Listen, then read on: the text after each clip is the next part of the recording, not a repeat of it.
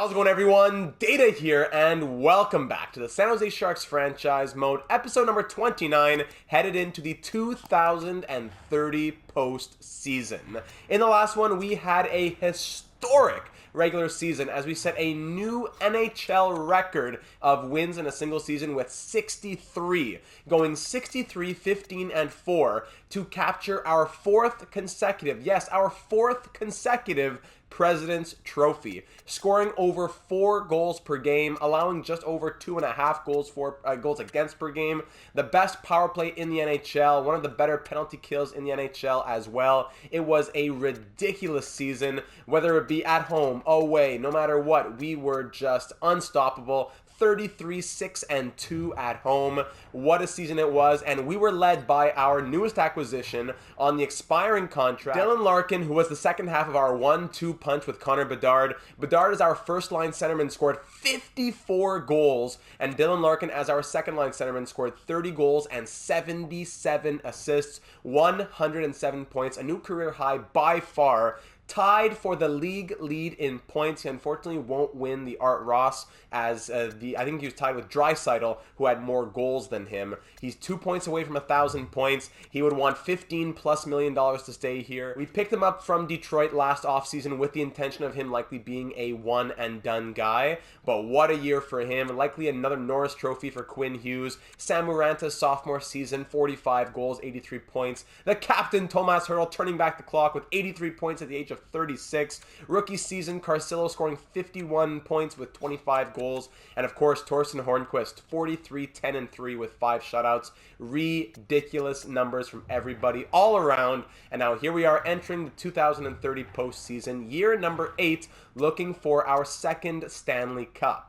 We've had a few heartbreaking postseasons up to now. Last season and the year before, the last 2 seasons, we ended with a Western Conference Final exit to the eventual Stanley Cup champions.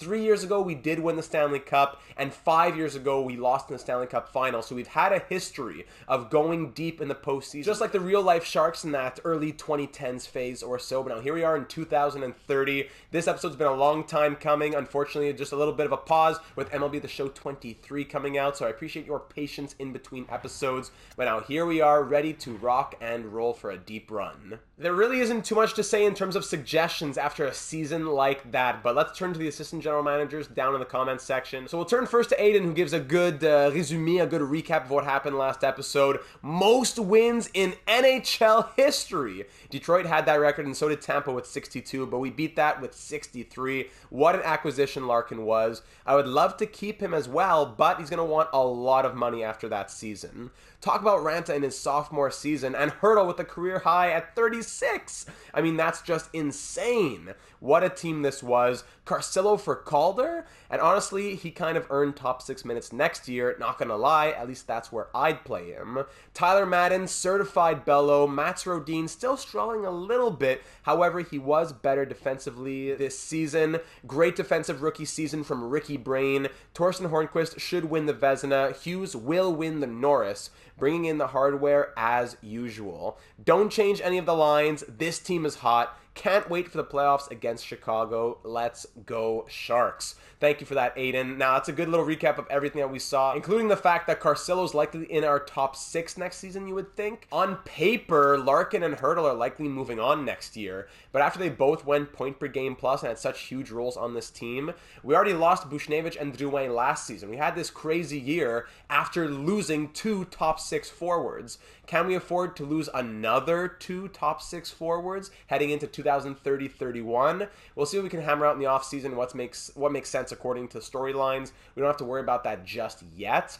But Tyler Madden, for example, what a great season he had as a fourth-line centerman. We had him in our Philadelphia Flyers franchise. We loved having him. He was great. He scored 26 points, 14 goals as a fourth-liner. Victor Semenov was a huge plus for me this season. I was very impressed by him. 32 points in his first season. He was in the AHL, 37 points, 49 points. Went to free agency. We signed him. Went about point per game last year in the AHL. We give him the call-up to the NHL, and he scores 32 points in 82 games, playing only 847 per night. So Semenov, maybe he's a top 9 guy next season. Mikola even could probably be top 9. It's a good team here that will continue to see growth. So it's going to be a tough off season.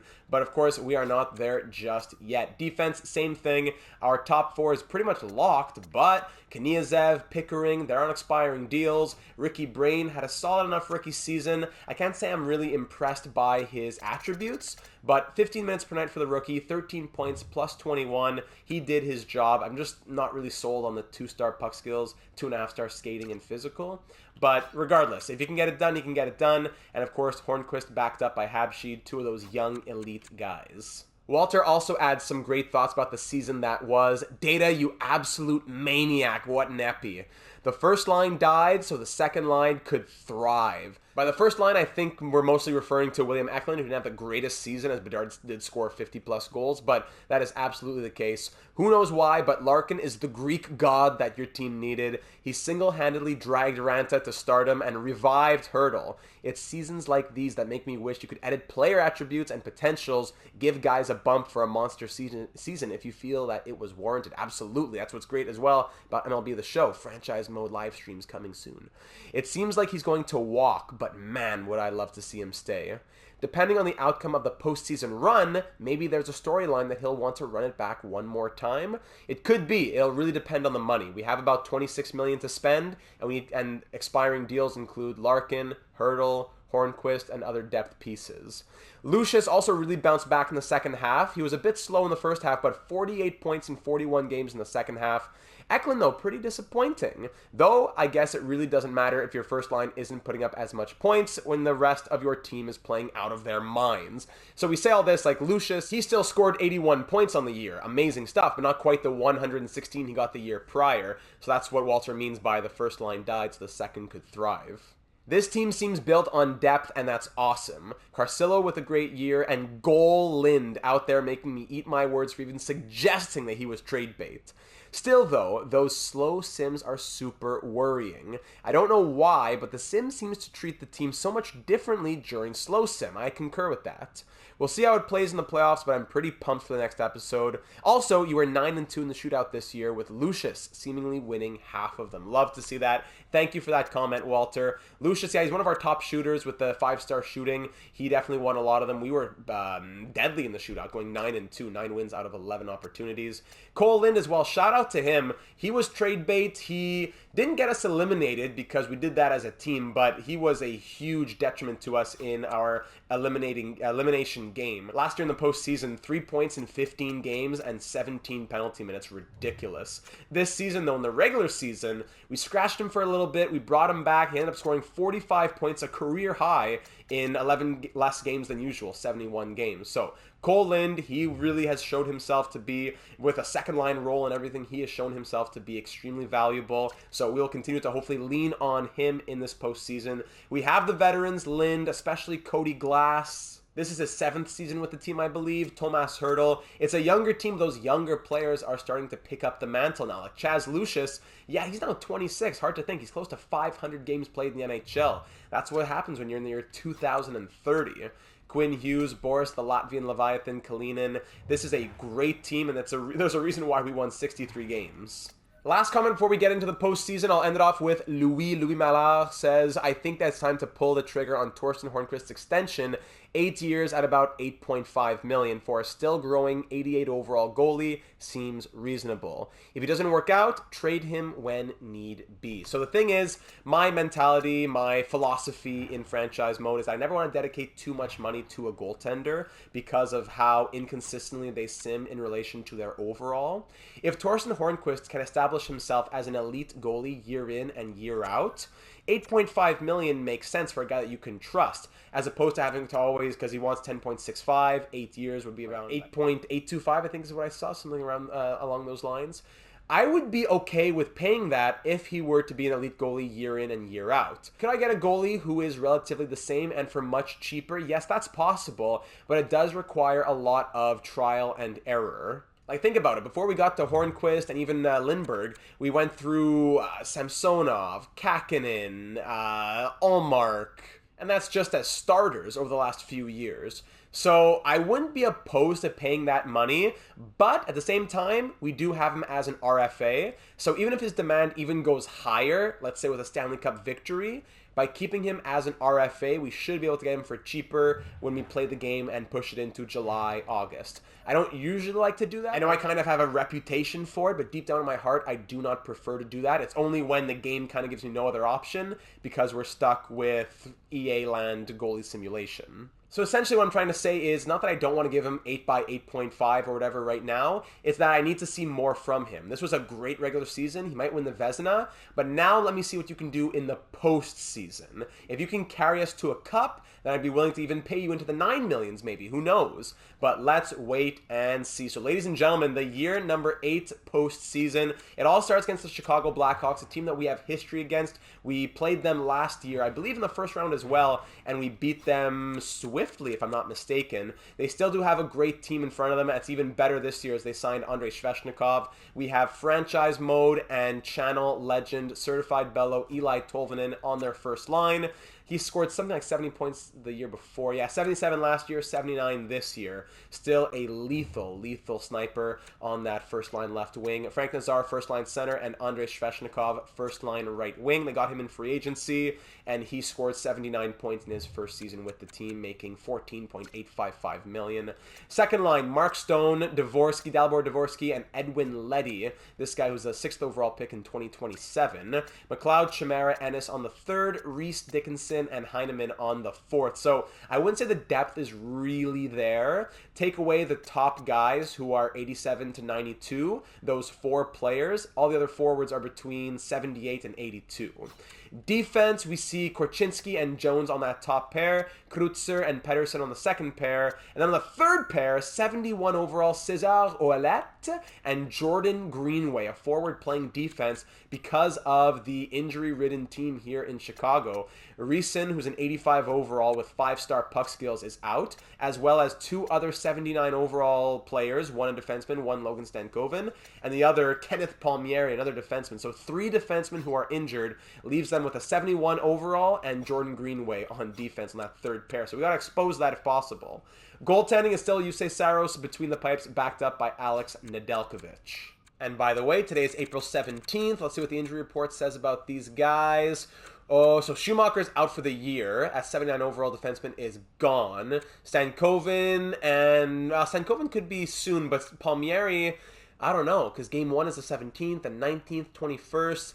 Unless it's like a 7-game series, Palmieri may be out for the whole thing, and Reeson's still pending evaluation. So that could be good news for us. So without further ado, I'm ready to get this postseason started. Ridiculous year. What a regular season. Just recapping it as we went there. Hope that you've been enjoying the ride.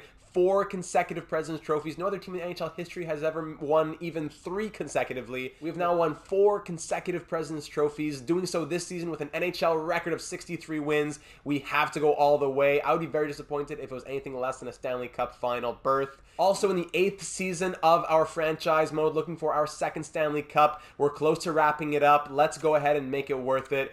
Game 1, round 1 in San Jose against the Blackhawks. And of course, as always, quick disclaimer, this video is about an hour and a half long, plus or minus 15-20 minutes, as always, to keep you reacting with me. No spoilers. We could lose in round 1 and there's just an hour plus of black screen. So it does happen that we lose earlier and we do have a long little stretch of black screen. If you just let the video run a little bit, it would be very much appreciated for the performance of the video. But I'd rather have it perform worse and we get to enjoy the series a bit more than you see it's a 35-minute episode. So here we go. First period, 3-0 Sharks. How about that to open it up? William Eklund, who had the lackluster season on that first line, opens up the scoring.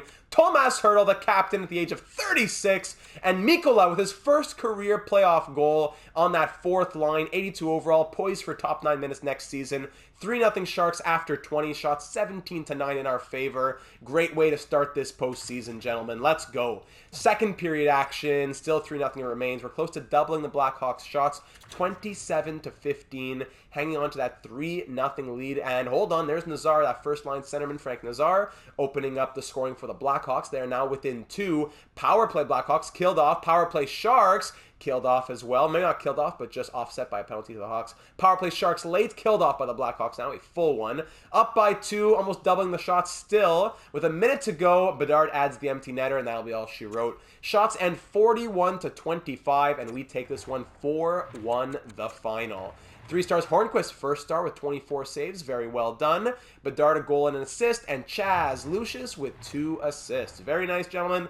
4-1 win to start it off in the Shark Tank, swimming around with all of our fans knocking on the glass. Very good stuff. AHL season has also ended. How did it end over here? Our record went, we went 41-24-7 down in the AHL. And we're taking on the Condors. That's the Oilers affiliate, I think. I'm not thinking about it too hard right now, but I think that's them. So let's keep it rolling. Game 2, a nice 4-1 victory in Game 1. Let's keep up the momentum and don't stop that offense for a moment. We had that great first period, but no goal scoring in the second or third on Saros. It was that empty netter at the end of the game. So let's try and start the same and also maintain that level of offense.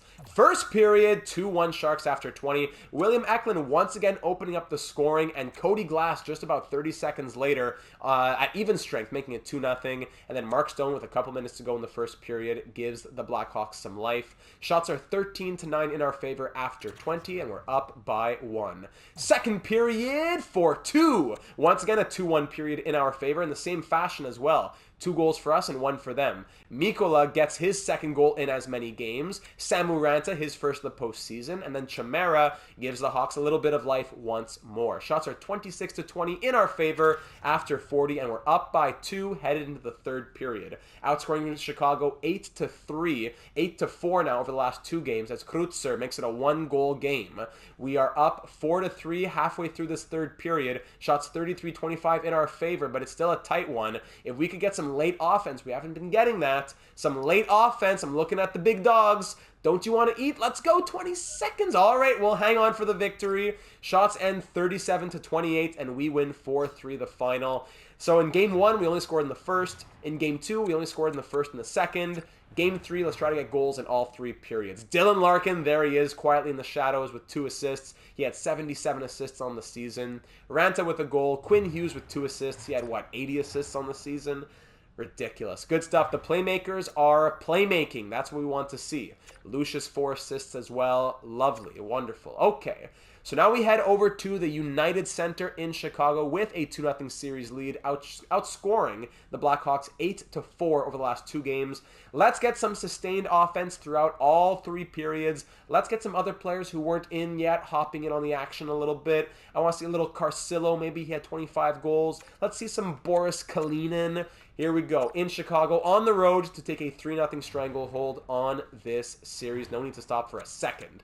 First period action, 1-0, and it's Samu Ranta on the power play. His second goal in as many games, just like Mikola had done. Looking at Mikola to get 3-3. Let's go. Second period, 2-1, and it's Emil Heineman tying it up, followed by Dylan Larkin getting his first postseason goal as a Shark to make it 2-1 San Jose after 40. The Hawks are in it, though. We're only out shooting them 21-18 headed into this third period. They got offense from their fourth line. Let's see what happens here. Power play Blackhawks early in the third period. We kill that off. We haven't been taking too many penalties. Very good. Power play Sharks. Best power play in the NHL. It's killed off by the Blackhawks. Just about 5 minutes to go now. The shots are very even. Still that 1-goal lead. Can we get that third period goal out here? No, it's Seth Jones! Oh, Seth Jones with 1 minute and 1 second to go. Tying this game at 2. Shots end 30-27 through 60 minutes, and we are tied at 2. Oh, the overtime in-game simulation. Watching the AI play in-game was absolutely horrendous last postseason, but it's overtime, and we gotta hop in. Overtime here in Chicago at the United Center. A goal for the Sharks would put them up 3-0 in this series and be on the brink of a sweep. But a goal for the Blackhawks, and Reeson's back in the lineup. A goal for the Blackhawks would give them a little bit of life and make it a 2-1 series. He slips by his man. Hurdle, can't put it in front as the Blackhawks defender got away with just putting a stick in the lane, I believe. Hurdle now, another opportunity. Over to Ranta! Once again, a defenseman's stick getting in that lane. Carcillo regains possession. Carcillo down low looking for options. One-timer! Cody Glass is turned away by Saros. 6:50 to go in this first overtime. Defensive zone face-off for Connor Bedard. The first line is out. Bedard loses to Nazar. Jones from the point. That shot is blocked by a stick. Big shot once again. One-timer turned aside. And the third time, glove save from Hornquist. I was trying to see whose stick broke on that blocked shot, but Hornquist making 3 saves in that sequence. Whoa, what was that? My goodness, this is so hard to watch. Final few seconds here. Is Madden injured down there? No, he's back up. And there you go. There is the first overtime. Really not too much to show for it. As Madden, yeah, he took a big hit there. Not sure if he's injured. After 80 minutes of play, shots are 32-30. Not many shots happening for either side in that first overtime period. But we now head to double overtime here in Game 3 in Chicago. He gets it across to Tolvanen. Tolvanen coming in with a little space, puts it on net. Hornquist makes the save. Tolvanen gets possession himself. Once again, Nazar on net. Hornquist making another save now. Here's Eklund. He fishes it out. Rodin in front. Bedard is stopped by Saros. Stankoven making it through everybody. Just weaving through everybody. My goodness, his shot just goes wide. Logan Stankoven. Now, Kiviharu up to Chaz Lucius. Lucius, with 4 Hawks in front of him, he somehow doesn't get through. What a surprise. Hurdle gets it now. A little short angle shot stopped by Saros. In front, rebounds White right there, but Stankoven clears it out. Oh, man. Hurdle to the point. Kiviharu back to Hurdle. Yeah, there you go. Kick it outside of the zone and then bring it back in to go offside. Very good AI knowledge.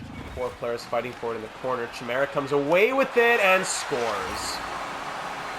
Halfway through double overtime, that's the goal that ends it. And they're loving it at the United Center. Ian Chimera. There you go. Little 5-holer. You play for like 90 minutes and this is what happens. 4 guys digging for it in the corner here. He comes away with it. These 2 Sharks players aren't interested at all. Yeah, just face him head on. There you go, Hornquist. Just face him head on, no problem.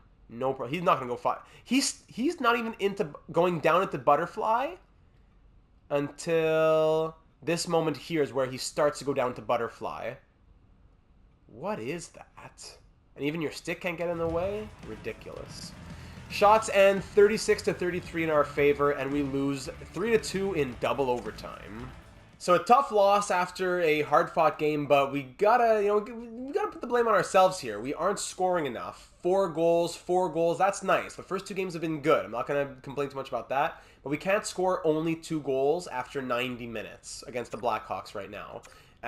No disrespect to them, but we've seen their team, we've seen their lineup, we've seen their numbers, we've played against them, and we know our numbers. We know who we are. It's not that I expect less of the Blackhawks, I expect more of us.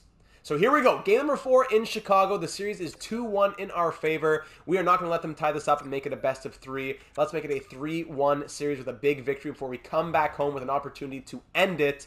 Here we go. First period, 1-0 Blackhawks early. It's Dvorsky. Shots 13-10 in our favor, and we're down 1-0. Second period, 2-1.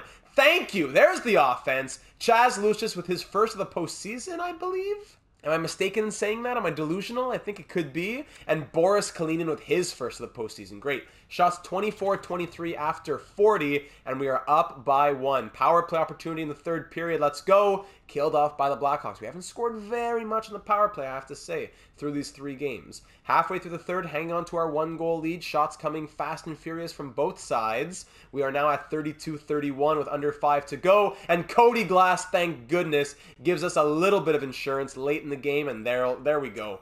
Cody Glass, thank you very much. Shots end 37-32 in our favor. Hats off to Hornquist making 31 saves and getting first star honors. Kalinin the game winner. Cody Glass with that 3rd goal. And we go up 3-1 in this series with the 3-1 victory, with a chance to end it in Game 5 back home in San Jose. Yes, that was Lucius's first goal of the postseason. 5 points in 4 games for him. I don't want to think about this any harder than we have to. Game 5, we've won these games. Whenever we've scored 3 goals or more, we've won. So let's go out there and do that again. Let's start off fast in front of the home fans. Let's end it early for them and send them home happy. Let's do it. First period of Game 5, 2-1 Blackhawks early. Stankoven opens up the scoring, and then McLeod makes it a 2-0 Blackhawks game, down by 2 for the first time in this entire series. But thankfully, Dylan Larkin, with 11 seconds to go, gets a little bit of momentum for us headed into the intermission. Shots 11-10 in our favor, and we're down by 1 after 20. Second period, 5-2. Oh my goodness. Ennis and Letty making it 4-1. Rodin making it 4-2. Thank you, Mats Rodin, with his first. He had 1 goal in the season, I think. 1 goal in the postseason now. And then Eli Tolvanen making it a 3-goal game. Wow.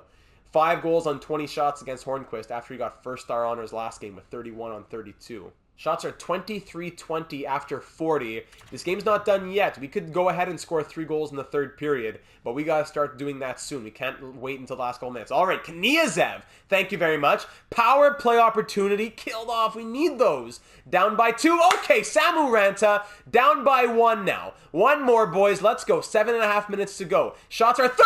Samu Ranta, his second of the period. This game's tied at 5. 3 minutes to go. Do we have a hero late in this one? 8 seconds, and we're headed to overtime again. Wow! Shots end 42-28. We really came out in that third period, and we have a 5-5 game headed into overtime as Kniazev gets the ball rolling, and then Ranta scores twice in the final 10.5 minutes, and we're headed to overtime once again.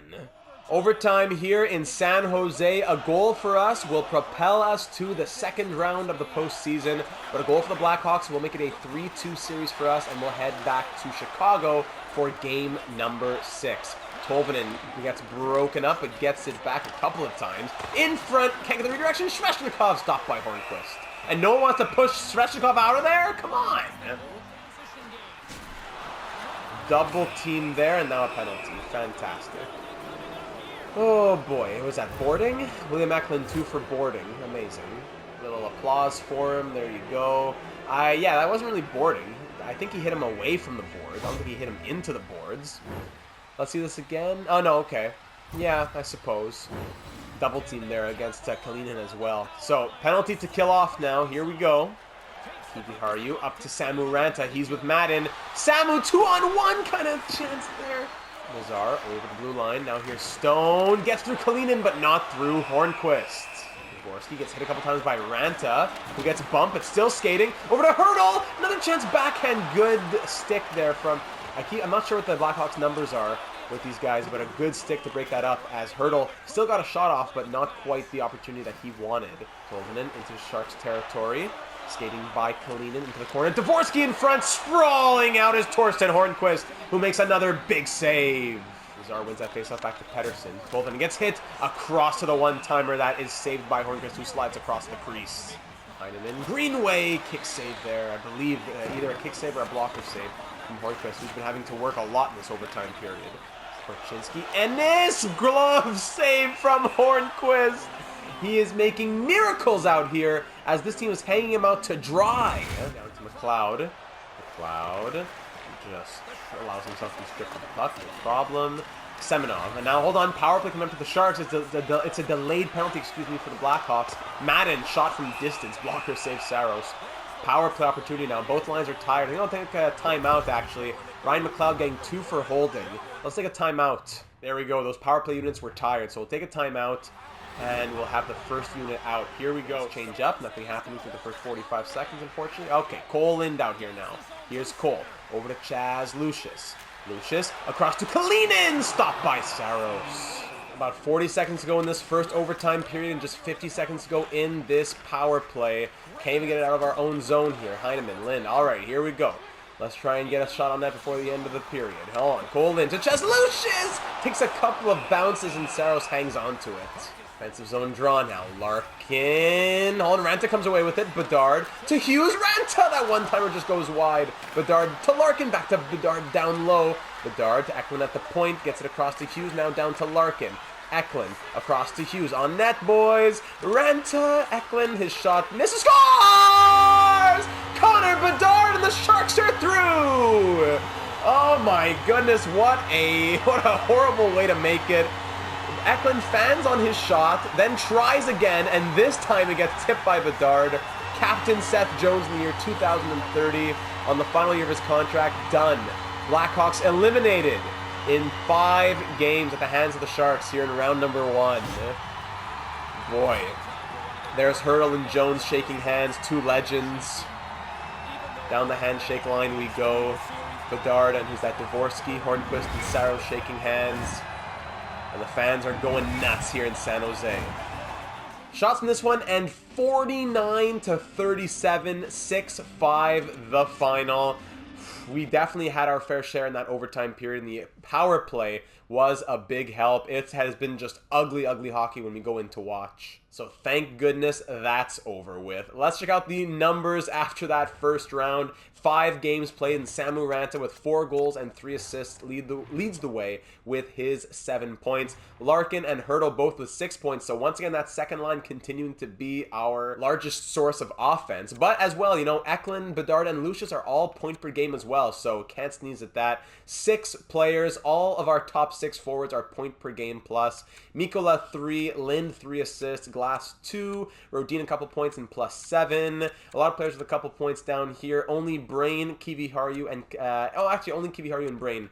The only players with no points through those first 5 games. Hornquist in those first 5 games, and of course that that last overtime where he allowed 5 hurt the numbers a little bit, but still 4-0-1 with a .916 save percentage and 2.22 goals against average. Boys, it was a good series. We didn't score as much as we should have, I'll say that. But in Game 5, we scored those 6 goals. That was great. Try and build on that, rest up, and we'll see who will come out of the other 3 Western Conference series, as those are all very tight at the moment.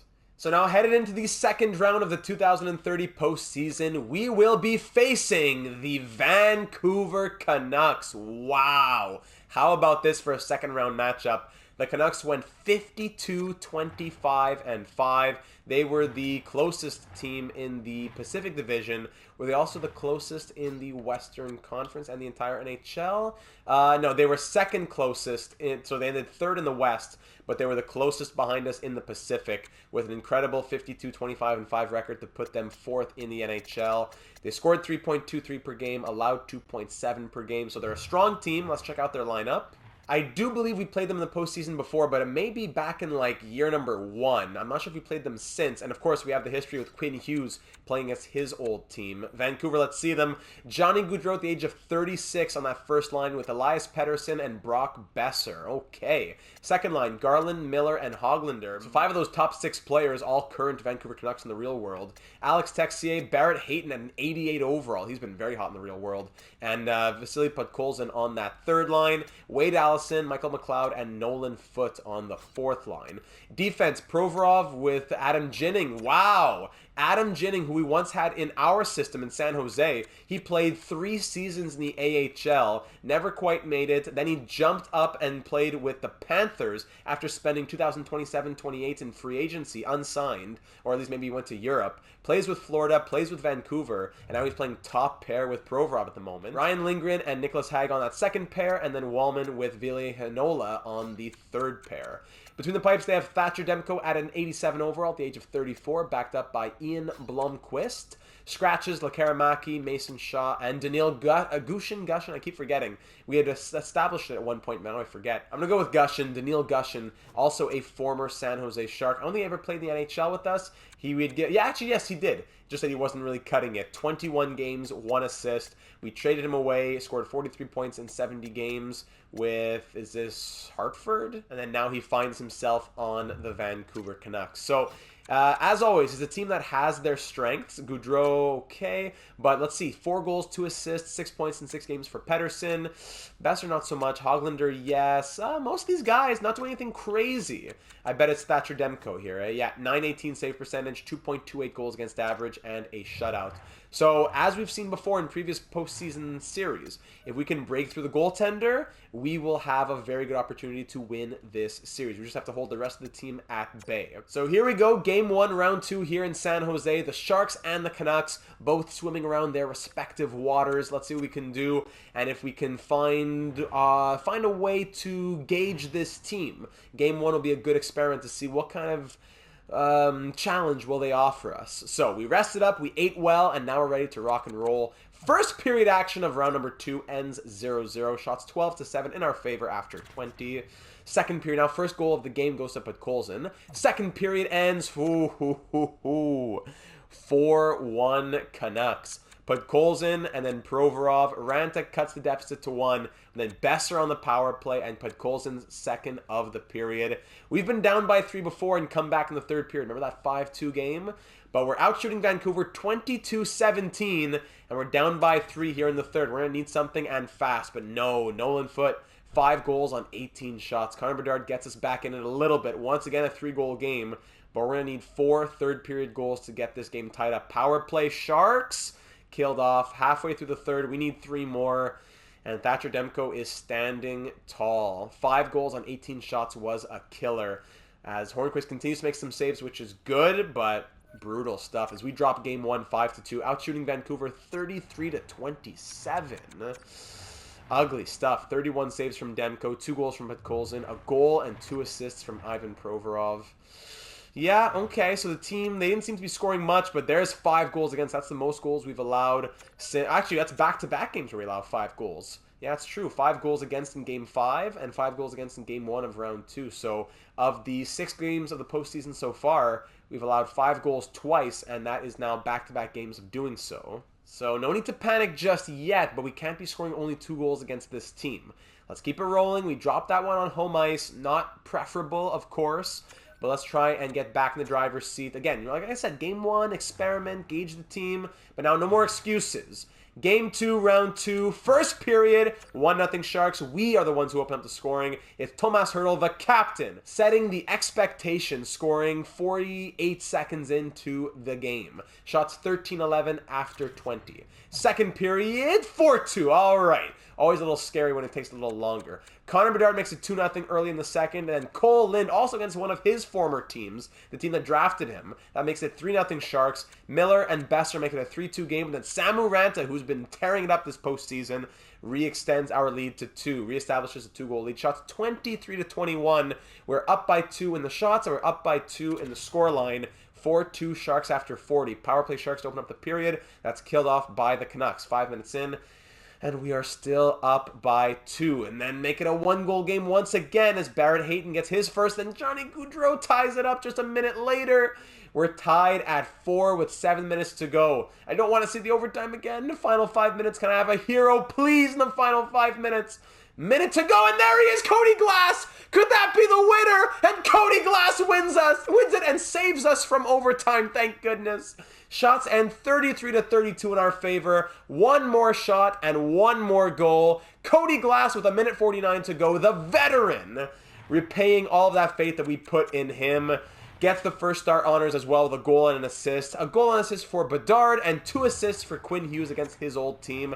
And we tie this series up at 1, and it's now a best of 5. So a big victory right there, but still a little scary. You know, I'm going to be honest, a little scary to allow 4 goals against. That's now 14 goals against in the last 3 games. 5, 5, and 4. We can't be expected to score 5 goals every night to win these games. So Hornquist, you got to batten down the hatches, or else we'll be turning to Habsheet, who had a great season himself. But we'll see what happens here on the road. Splitting both games at home, we now take a 1-1 series over to Vancouver across the border at Rogers Arena. Let's try and take the lead in this series after playing from behind after that big 5-2 loss in game number 1. So game 3 on the road. First period, 2-0 early. That's what we love to see. Chaz Lucius with the power play goal. And Samu Ranta, 7 goals in 8 games. This man is an animal. 2-0 Sharks after 20, but shots 16-7 for the Sharks. So thank you, Torsten Hornquist, for doing your job so far in this first period. Second period, 5-0 Sharks. Mikola, Madden, and Lucius making it 5-0 after 40. Huge second period, and now we lead in the shots. That fourth line coming in there, Mikola and Madden. Amazing. Shots 24-23 after 40. Tyler Madden, what a clutch performer. Dylan Larkin makes it 6. Huge statement game here in Vancouver. The extra point is good. Connor Bedard makes it 7. Cody Glass makes it 8. 8 goals on 29 shots past Thatcher Demko, just trying to destroy his self-confidence, unfortunately, in this postseason. We're doing our best to try and break through him. He bleeds. There we go. 8 goals against Demko in this one, and it ends up being a shutout victory. I was trying to fill in some time to get to that. 31 save shutout from the man I called out, Torsten Hornqvist. 2 goals and an assist from Lucius. 4 assist night from Thomas Hertl. What a game that was. 8-0 the final. Wow, wow, wow. 4 points from Hertl. 3 from Larkin and Lucius. 2 from Madden. And almost everyone else with 1 point. Just Rodin, Kniazev, Kiviharu, and Brain. Our second and third pair defensemen. The only people who didn't get any points tonight. But everyone at least a plus player, I would hope, right? +4 for Kalinin.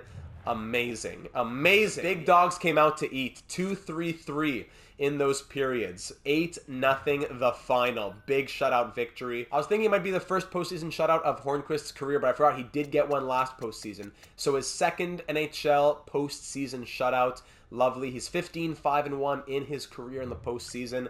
Let's keep it up, buddy. Big victory, 8-0 to put us up 2-1 in the series. Not only with a big victory in Game 3, but on the road. How about that for a statement? Now, the problem with that is the Canucks are going to come back because they will be furious after getting embarrassed on their home ice. But we have to try and maintain what we have shown. We have now scored 13 goals for in the last 2 games. Let's keep it up. 11 points in 8 games from the captain as well.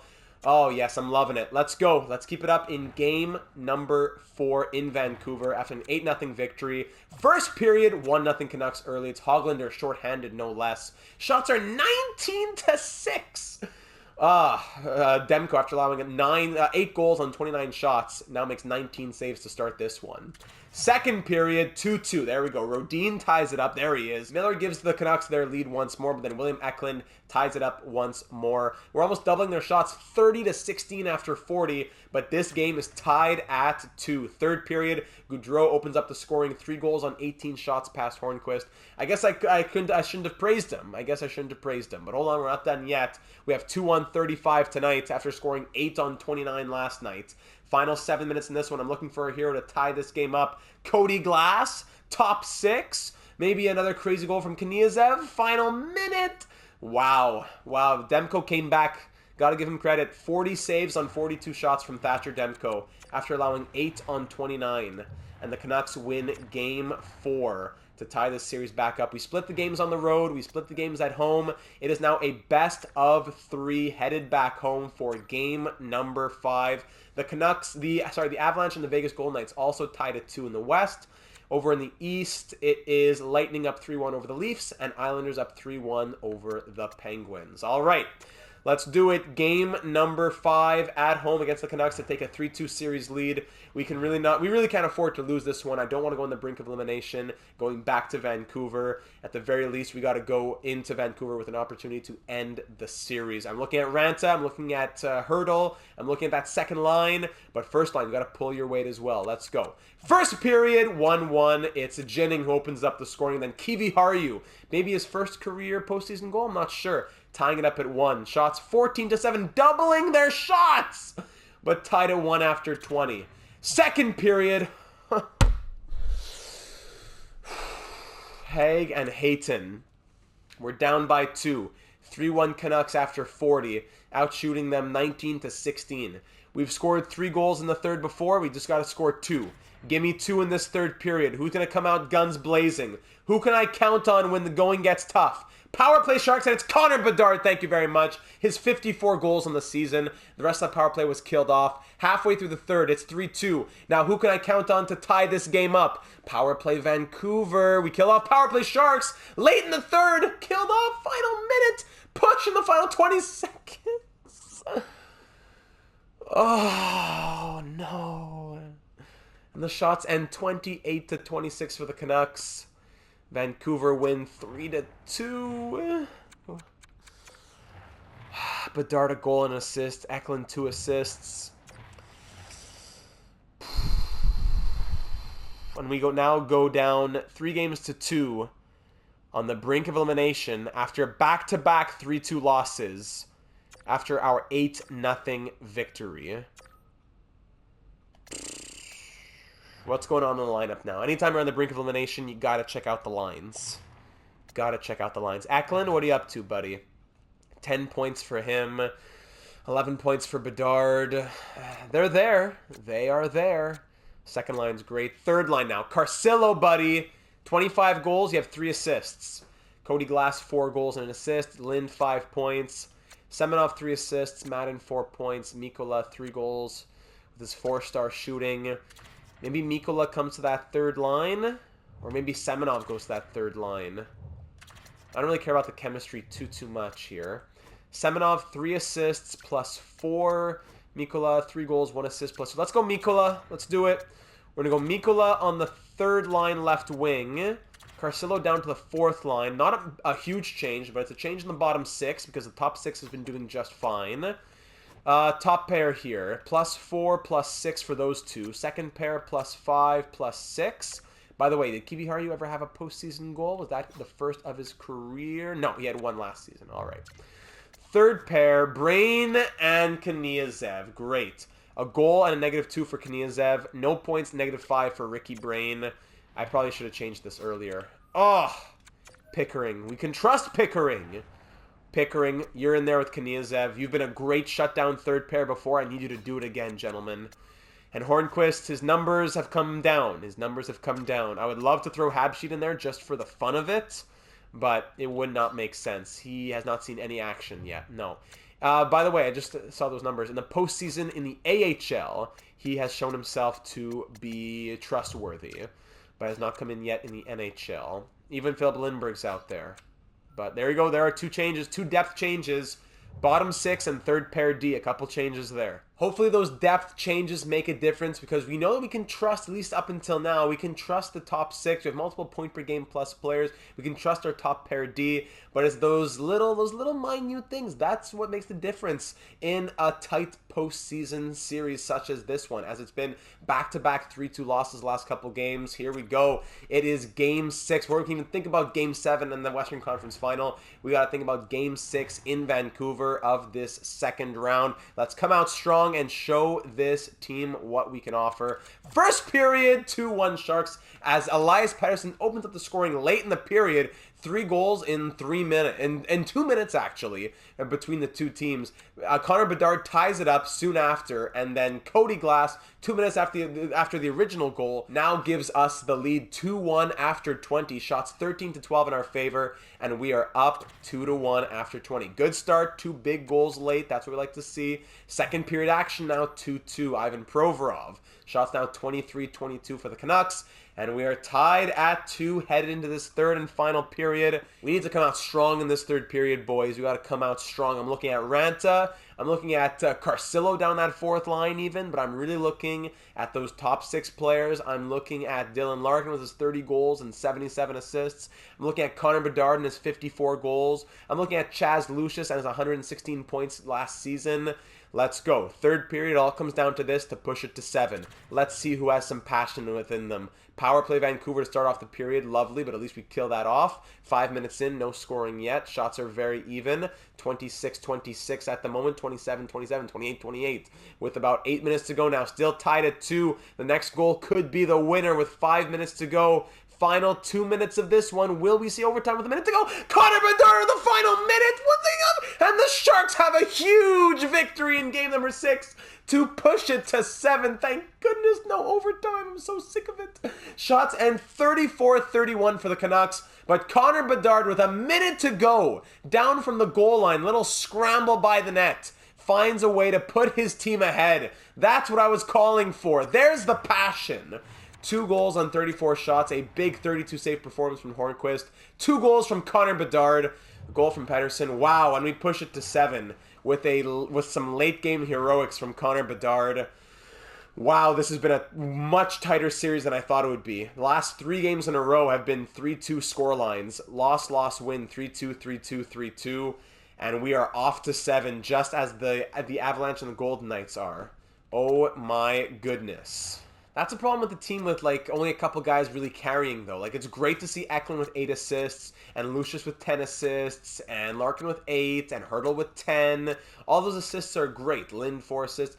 But if that one guy who everyone is assisting is not scoring, Connor Bedard, or as we're seeing on the second line, Sam Muranta, If he's not scoring, he had, what, 7 goals in 8 games? Now no goals for 3 games. No hate to the guy for 3 games of no goals after 7 and 8. No hate to him. But if Larkin and Hertl can't do anything without Ranta scoring, like if Hertl only is assisting Ranta, well, then that's an issue. So I love the point production, but we got to have more goal scorers out here. Bedard with 8 goals in 11 games now. He was our hero in game number 6 to push it to 7.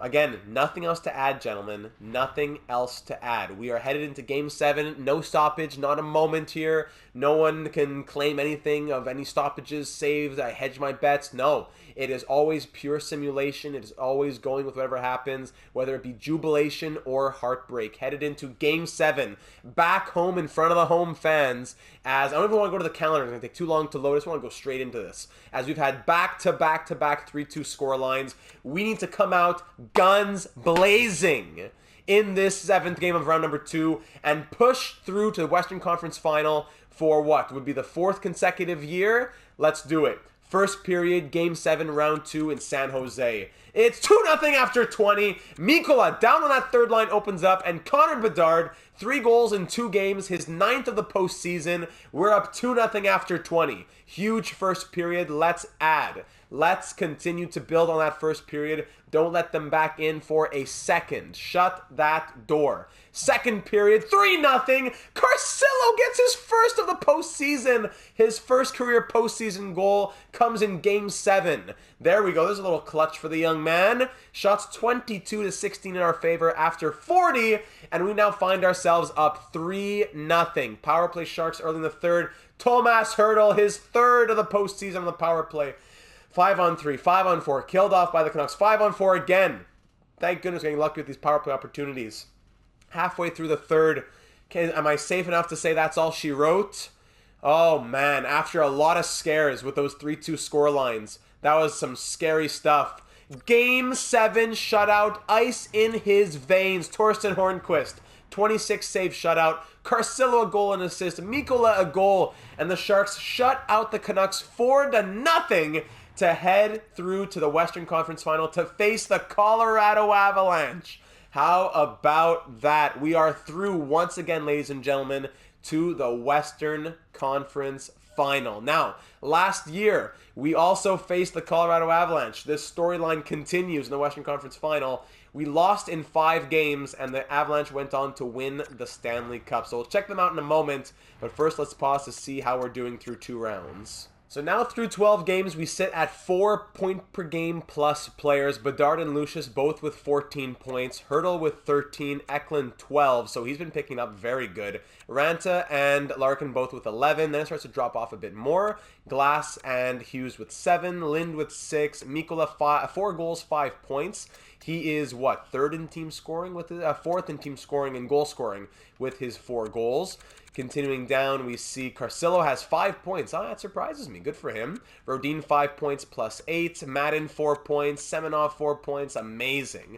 Kiviharu 3. Kalinin 3. Canadians have Pickering 1 assist in 2 games with a plus 3. Yeah, you're staying in there. My apologies for ever taking you out.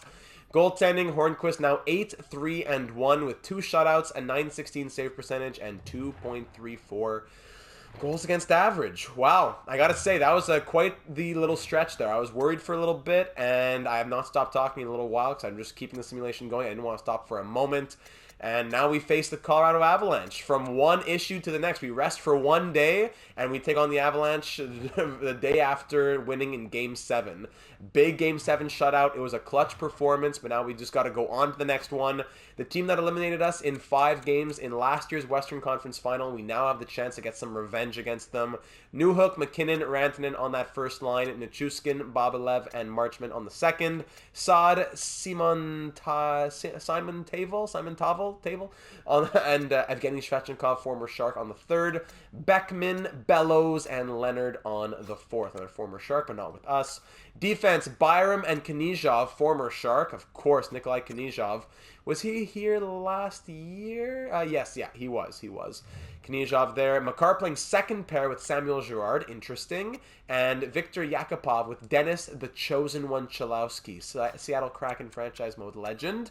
It's Leon Schulz at an 87 overall, medium elite second round pick. Crazy numbers, 930 save percentage and 2.39 goals against average. Yikes, he's an 87. Backed up by 75 overall, 40-year-old Freddie Anderson. No big scratches. Nemestnikov's a 73 at the age of 37, making $4.17 million. Good for you, buddy. Get that payday. So they have their big names. McKinnon, 8 goals, 7 assists. Rantanen, 9 points. Newhook, 9 points. Boblev, 10 points. And I would think on defense you have Byram with 10 points as well. Makar, only 5 points from Makar, but it's a high-octane offense team. We've seen that before, especially last season. They have the ability to turn it on. We'll see what we do against this goaltender. He wasn't between the pipes last season. Yeah, it was Kakkonen last season. But he has incredible numbers right now, and we got to respect that. So they went 44, 28, and 10 on the season. In the postseason, they took down the Jets in 6, followed by the Golden Knights in 7. And now we face them here in the Western Conference Final for the second year in a row. Lightning and Islanders over in the Eastern Conference Final. So a lot of history between us and the Avalanche after last season's exit in 5 games. Not only do we want to make them pay for it, we want to make sure that we book our ticket to the Stanley Cup final for the 3rd time in this franchise mode series. So it all starts at home here against the Avalanche, who went 44, 28, and 10 on the season. Like I said, we had almost 20 more wins than them on the season. If we beat the Canucks, who had 52, we should be able to get through the Avalanche with 44. But as you know, in the postseason, you just never know. It's another Western Conference final here for the Sharks. Let's make it through this time after losing the last 2 years in a row. First period, 1-0 San Jose to open it up. It's Carcillo scoring his second of the postseason, his second career postseason goal, and his second in as many games. Scoring in Game 7 against Vancouver and now Game 1 against Colorado to open up the scoring. Shot 17-8 after 20, and we're up 1-0 thanks to Carcillo. And then Connor Bedard with his 9th, and Chaz Lucius making it 3. All right. Let's show this guy Schulz what we're made of. Come on now. And Rantanen scores in the power play. Let's just get through this period good. Okay. So power play goals for both of us, and we're up 3-1 after 40, just about doubling their shots, 30-16, very close to doing so. We're up by 2. Power play Avalanche to start off this 3rd period. We kill that off 5 minutes in. Shots 35-18. My goodness, 36. Now we're doubling. We were for just a second there. Halfway through the 3rd period, still hanging on to our 2-goal lead. Not the end of the world. I don't mind a 2-goal lead. I don't mind scoring only 3 goals, but we got to make sure that we are holding the Avalanche down, and that is exactly what we did tonight. There we go. As Saad scores late, but we hang on to the 3-2 victory. Shots and 41-24 in our favor. Chaz Lucius and Connor Bedard both with a goal and assist apiece, and William Eklund with 2 assists to get the 3rd star honors. The first line came through for us there, and now for the 4th time in the last 5 games, we are part of a 3-2 scoreline. My goodness, the simulation is loving the 3-2 scorelines. 10 goals and 16 points through 13 games for Connor Bedard. We win Game 1 at home. Let's take both of them and head into Colorado with a 2-0 series lead. Let's do it. Game 2 of the Western Conference Final. First period, 2-1 after 20. Ranta with his first goal in a little while to open up the scoring. And Tyler Madden, certified bellow, making it 2-0. Newhook, though, on the power play, gets the Avalanche back in it. Shots tied at 9 after 20. Second period now, 4-3. Wow. Bedard gets his second. Then Carcillo, his 3rd goal this postseason, the 3rd postseason goal of his career, and the 3rd goal in as many games. 3 goals in 3 games for Carcillo after nothing before. He's loving it down on that 4th line. But then, of course, Nathan McKinnon, who, I kid you not, literally scored 25 goals in 25 games last postseason as the Avalanche won the Cup and he won the Conn Smythe. He had so many goals along the way. Scores 2 power play goals in 13 seconds. What's going on over here? We took Kalina and us fighting. So tripping. Hold on. What time was that goal scored at? 6:20, whatever. So a tripping minor. But shouldn't the penalty have been over? Or there was something going on from that fighting man? No, it can't be. The penalty should have been over. So I don't know. I don't understand how that happened. But 2 power play goals for McKinnon, and we are still up by 1. As Bedard got his 2nd of the night, and Carcillo got his 3rd in as many games, but 2 big goals from McKinnon. 4-3 Sharks after 40. Shots 20-19 in our favor. Power play Avalanche to start off the period, of course, but we kill it off. Now, let's try and get some offense here in this 3rd period, but of course, Rantanen ties it at 4. I love having 4 goals. That's great. There's Boris Kalinin on the power play. Thank you very much. But if we're going to allow 3, 4, 5, I got to see 6, 7, 8. Let's go. This is the team that can do that. We're up by 1 with 2.5 minutes to go now. Shots 37-22, and we hang on for the 5-4 victory. The Latvian Leviathan giving us the game winner on the power play. 5-4 the final. That was a tight one. 2 goals and 2 assists from McKinnon. A goal and 2 assists from Carcillo, the rookie. There you go. And Samuel Ranta with a goal and 5 hits. Just throwing that body around. 2 big victories, but they both come by 1 goal. We cannot allow ourselves to get complacent headed into Colorado, where they have home ice advantage, and they have a very large chip on their shoulders. Not only do they know themselves to be capable of beating us, but they've come within 1 goal twice. After beating us in 5 games last year, we now have won the first 2 games, and we take it to Ball Arena in Colorado. Game 3, round 3, to take a stranglehold on the series. I have a theory that I want to say, but I don't want to jinx anything yet. Let's just get through this one. First period, 0-0 after 20 shots, 11-9 for the Avalanche. Second period, still no scoring. We now lead in the shots 21-19, but it's 0-0 after 40. After the last few games have seen their fair share of goals, especially last game, scoreless through 40 minutes as both teams, we have 40 shots between the two of us. Now here in this 3rd period, the first goal might be the game winner. Who knows? Both goalies standing on their heads halfway through the 3rd period. 50 minutes in, still no scoring. Shots 28-25 in our favor. Final 5 minutes in this one. Who can be the hero on either side? Who's going to step up with a final minute of play now? And we are headed to overtime. Shots 31-30 after 60 minutes of play. 61 shots taken, 0 goals scored. We're headed to overtime. My apologies. Here we are in overtime, early on in overtime as well. We have an early power play. My apologies, the recording wasn't working early on. Didn't miss anything aside from a really questionable interference call against the Avalanche to put us on the power play, but you haven't missed anything since then. A goal for us will put us up, and there's a 4-on-4, there's a penalty against us. As we take a slashing penalty now. Connor Bedard, 2 for slashing. Lovely. Is he going to clap for the ref or toss the water bottle? I was actually talking about this just to myself, I suppose, since it didn't record. No, he didn't. I hate how every penalty, like 90% of the time, it's either the guy throwing the water bottle or clapping for the ref. But as I was trying to say, a goal for us puts us up 3-0 in the series, on the brink of sweeping the Avalanche as we make our way to the Stanley Cup final. But a goal for the Colorado Avalanche would put them back in this series, as it would be 2-1 in our favor headed to Game 4. Here's Kalinin. He had the game-winning goal in front. Oh, Hurdle is stopped by Schultz. He had the game-winning goal last game, Kalinin did. Now on the penalty kill for a minute and a half or so, as who was it? It was Knizhov comes out of the box for the Avalanche. Newhook, McKinnon! Oh my goodness! Sliding across the crease is Hornquist. Makes a huge save. Newhook! Another sliding save on Bobelev! Huge saves from Hornquist. Now Rantanen. Bobelev again just wide glove side. Newhook. McKinnon scores! Where's the coverage? You can't leave McKinnon there on his own. Power play goal, and the Avalanche win it in Game 3 overtime. Oh, tough. Hornquist making miracles out here. Then in front, where's the coverage on McKinnon? Was anyone ever there? Let's just lock on to McKinnon. Was anyone even ever there? Comes in. Nope, just slips behind.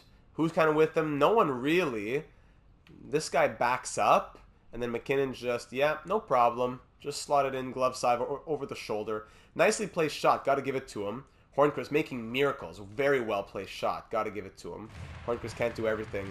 Game ends 1-0. 34 save shutout for Schultz. 34 saves on 35 shots for Torsten Hornquist. But unfortunately, we drop it 1-0. So another tight game in this series, 3-2 win, 5-4 win, and 1-0 loss in overtime. Both goalies gave their teams the best opportunity.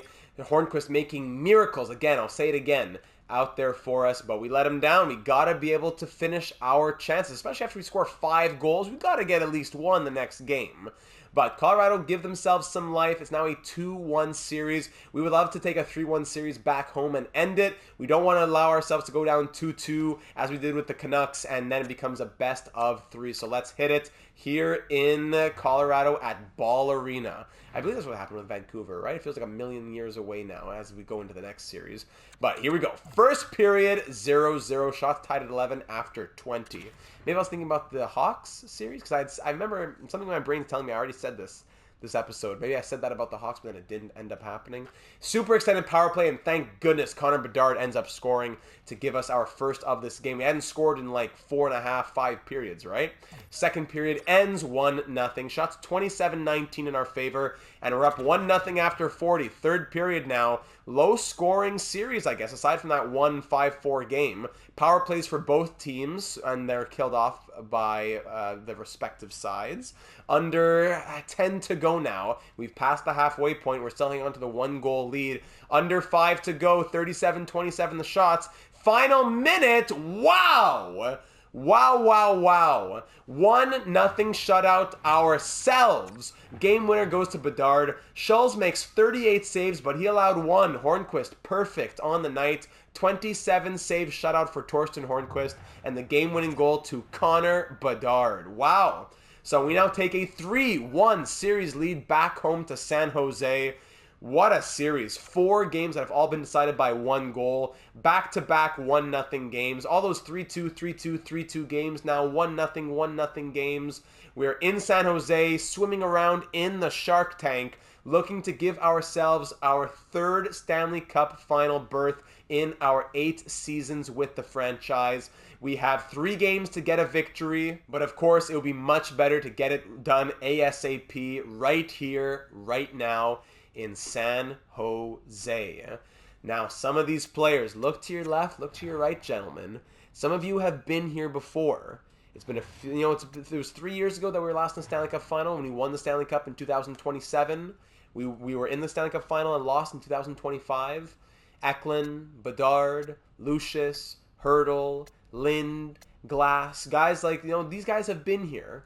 Look to the young guys, Mikkola, Carcillo, Ranta, even Larkin, who is 33, but he hasn't been here before, I don't think. With Detroit, they've never made it very far at all. In the furthest he's ever made it in the postseason before this year, let's see this, 17 games, actually last year, 17 games, but not more than that. A few first-round exits, 15 games in 2023, that's it. Larkin, guys who haven't quite been here as much in the past. Look to the veterans to guide you.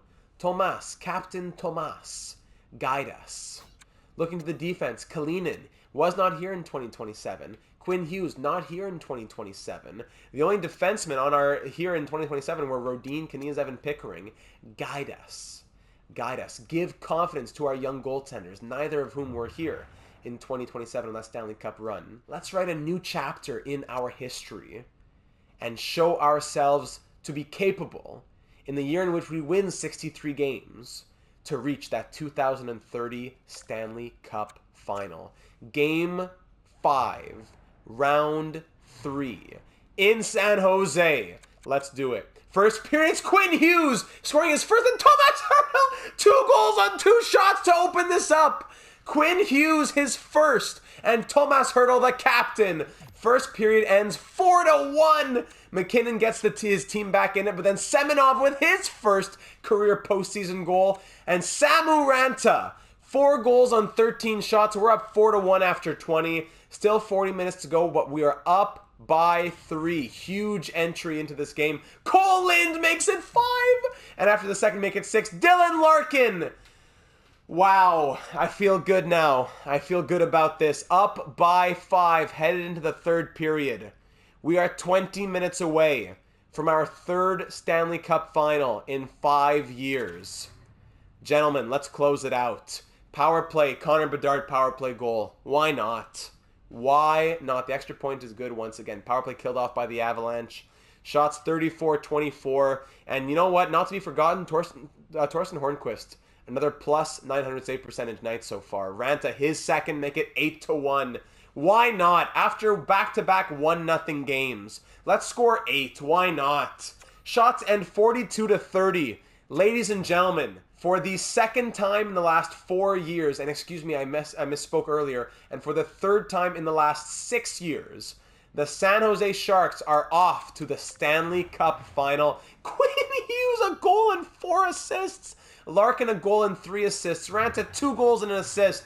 How about that for a show from the San Jose Sharks in game number 5? After the Avalanche eliminated us in 5 last season, we eliminate them in 5 this season, and let's see if we can go on to win the Stanley Cup. Will we be facing the Lightning or the Islanders in the 2030 final? Let's see what happens over in the East. You have all earned some well-deserved rest after those grueling series against the Canucks and the Avalanche. Despite winning in 5 games, those were tight games. They could have gone either way every night, and we ended it with a big 8-1 stamp of approval. Let's rest up as we haven't had more than 1 day off in a while now, and I'll see you for the Stanley Cup final. Oh, of course, we totally forgot to check out the point totals through the 3 rounds right now.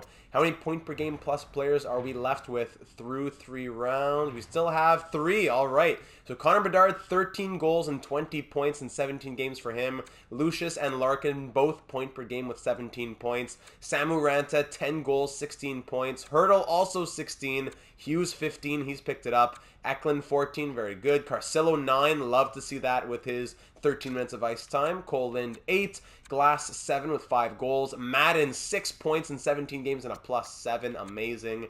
Mikkola, 4 goals, 5 points. Rodin, 5 points +11. Semenov, 5 points +8. Kalinin, 4 points +12. Kniazev, 3. Kiviharju, 3. Pickering, 2 assists and a +5 in 7 games.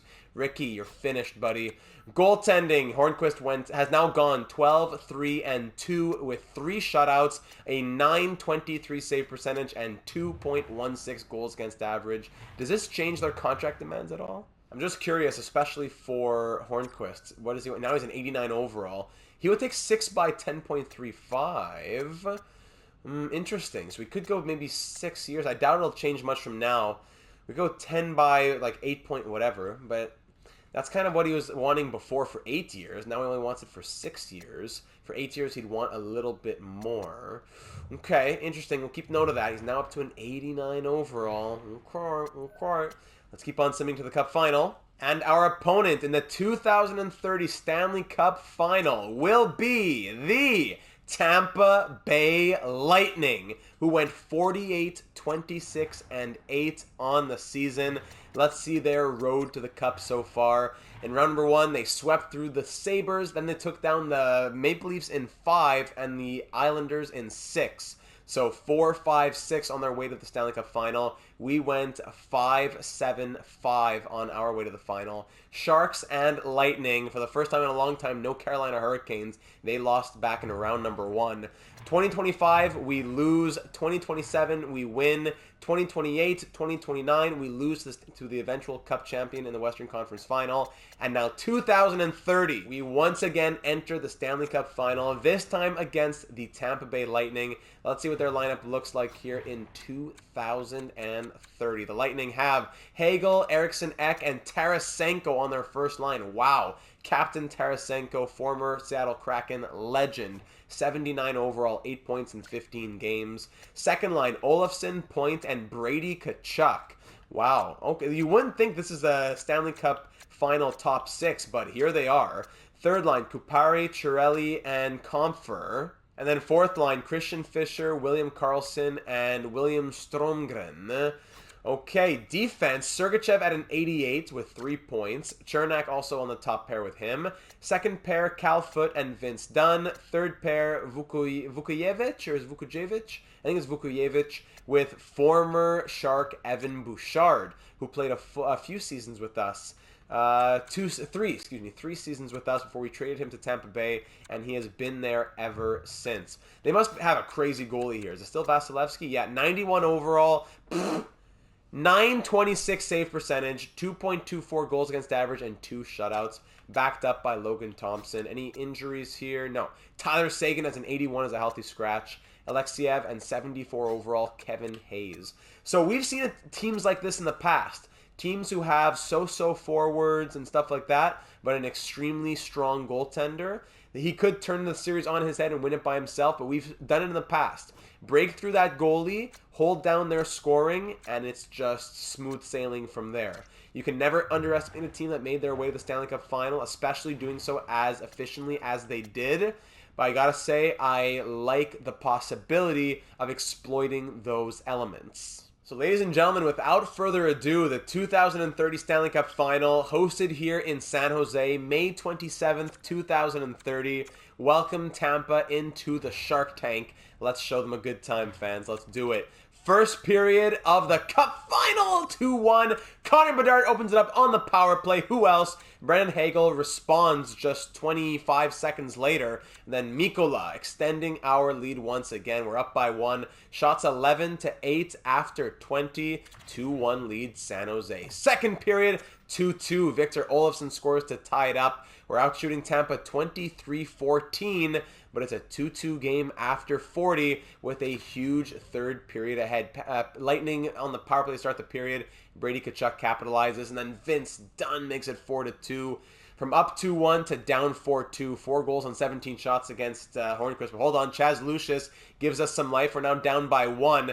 Shots 30-18 in our favor, but it's 4-3 Lightning. We just need 1. We just need 1 with under 5 to go. Let's go, boys. Lucius got us 1. Who's going to get us the next one? And it's Mikkola, his second, with 19 seconds to go, and we're off to overtime. Oh, my goodness. Mikkola on that third line. He scores in the first and third periods with 19 seconds to go.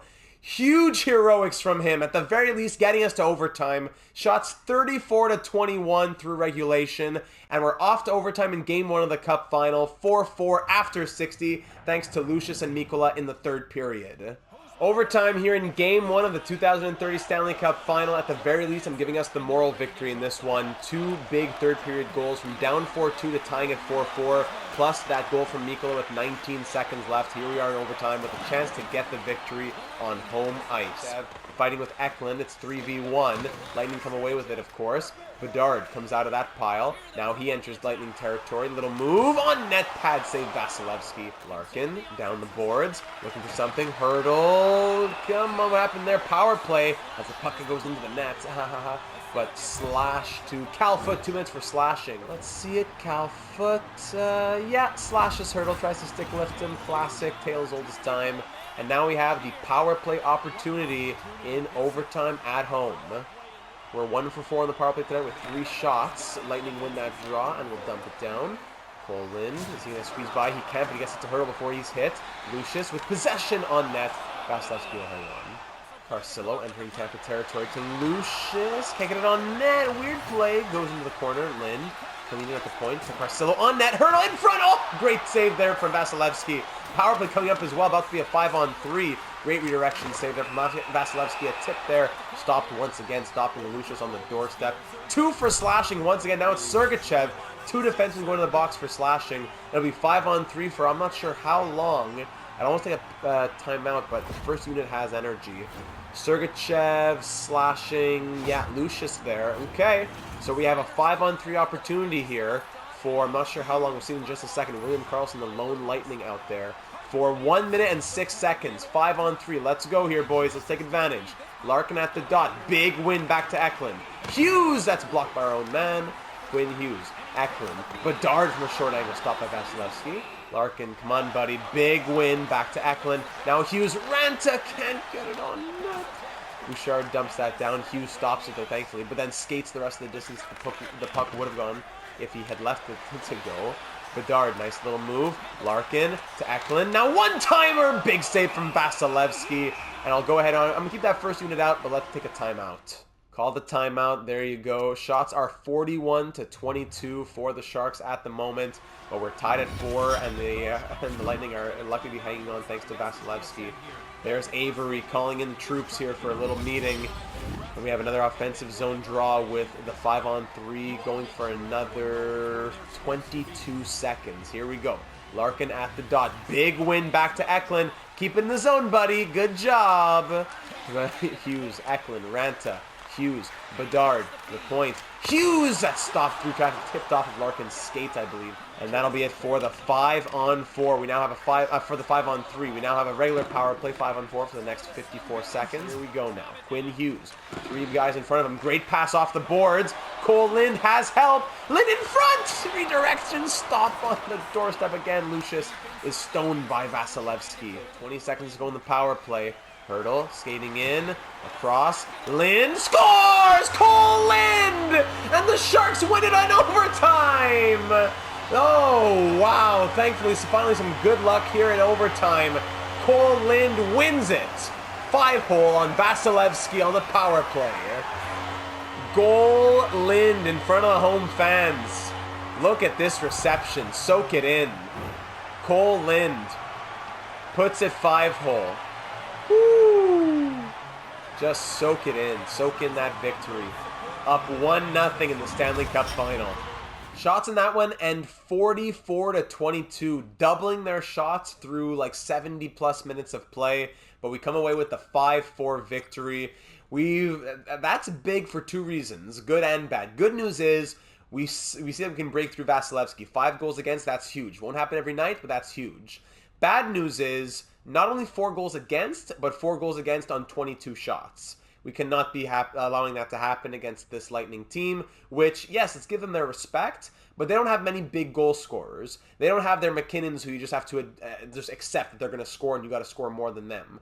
4 on 22, we can't be allowing that. So game 2 at home, coming off of a huge overtime victory. We still have momentum in our favor, but the Lightning are going to come back strong after that tight loss. They know that they're better than that, and they're going to try to hold us back from scoring another 5+. Let's go.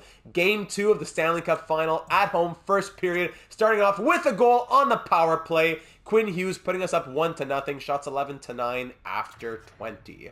Second period, Evan Bouchard scores on the power play 14 seconds into the period against his old team.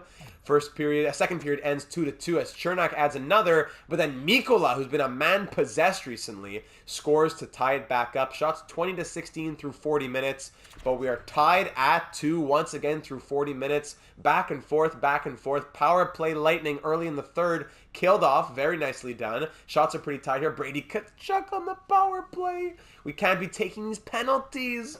We need a late hero. I'm looking to Mikkola again, but I'm looking to anybody else. 5 minutes to go. We still have time in here. Late heroics to tie this game late. And no. The power play goal from Tkachuk will be the game winner. Shots end 27-26 for the Lightning, and we drop this one. Another 1-goal game. Larkin 2 assists. That's great. But we now have a 1-1 series, a best of 5, headed to Amalie Arena in Tampa Bay. So far this postseason, just looking at a quick count, through 19 games, 13 out of 19 games have been decided by 1 goal. Not to mention the last, 4, 5, 6 out of 7, and 9 out of 11, I think. I'm just throwing out numbers out there. Crazy tight. This is like the 93 Canadians winning so many games in overtime and stuff like that. Maybe not quite like that. They're not all in overtime, but so many tight 1-goal games here. It's a 1-1 series headed back to Tampa Bay. It will be a best of 5 for the Stanley Cup. We know that we can do it on the road. I believe we had 30 wins on the road this season. We know that we can do it. Let's keep it up here. After a 5-4 win and then a 3-2 loss, let's get back in the win column and maybe by a little bit of a margin here to show the Tampa Bay Lightning fans what we're made of. First period action, 1-0 after 20. Love to see that. Dylan Larkin opening it up. Shots 12-11 after 20. Still a 1-goal game, though. I'd love to see a little bit of a margin here in the second period. Larkin got the ball rolling. Let's see who can extend it in the second. And no one yet. Shots 20-18 after 40.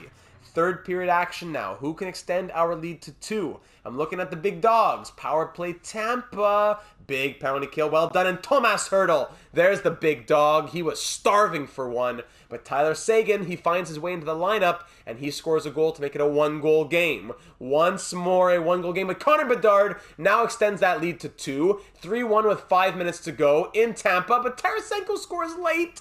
3-2 with a couple minutes to go now. Final minute, and we hang on for another 1-goal game. Wow, and thankfully we come out on top.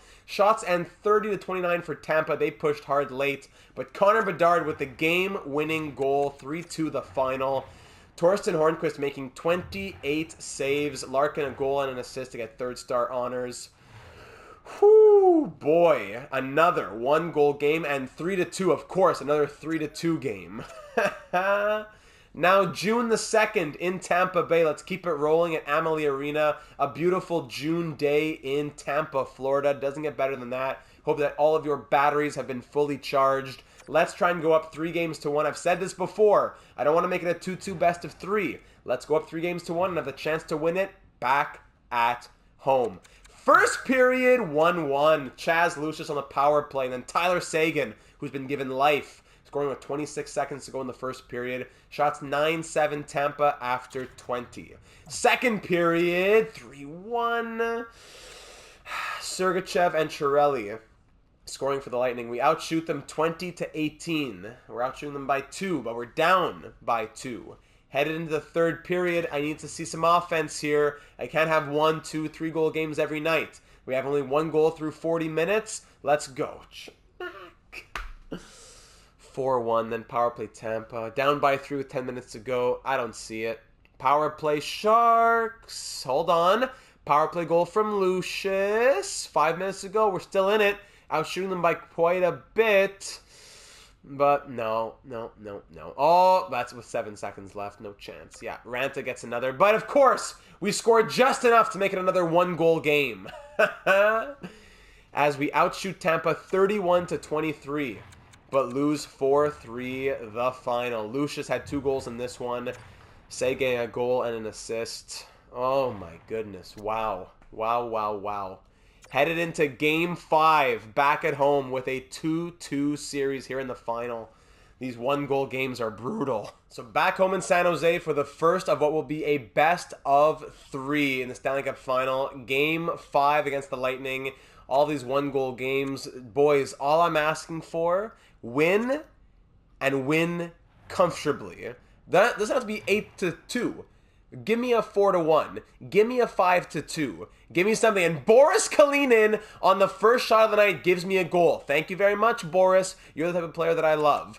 First period ends 3-1. All right, Larkin on the power play to extend it 2-0. Eriksson Ek makes it a 2-1 game. Then Tomas Hertl restores our 2-goal lead. Shots are 9-7. 3 goals on 9 shots. I like how this is boding so far. Let's build on this. Don't stop. Only score 3 goals all game. We got 2 more periods. Here we go. Second period.